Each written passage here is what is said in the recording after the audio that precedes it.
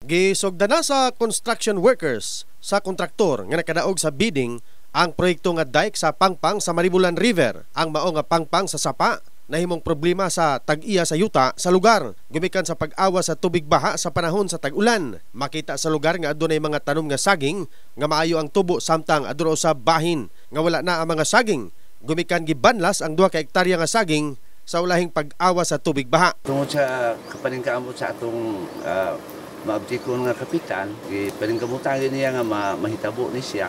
So mo ni dako damong pasalamat kay sa kadugay panahon natuman gyud mauna ni siya. Sa milabay nga adlong Sabado, naghimog inspeksyon ang taga-barangay sa pagpanguna sa ilang kapitan. Sa barangay Baluntay nga si Rice Bisaya, gumikan na sakop sa Purokto Baluntay ang gisumpay nga dike sa taga-DPWH. Ang foreman sa bang proyekto nga gikan sa Davao nagpasalig nga ilaha nga iyuhon pagsunod ang plano sa dike aron mahimo nga pulido o walay anomalya nga may tabo.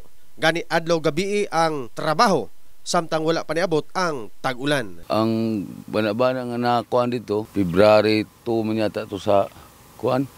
Sunod tuig. So makaya ra? Kaya ni. Wasay buligan na sa panahon. Apil gabi ino gatrabaho mo?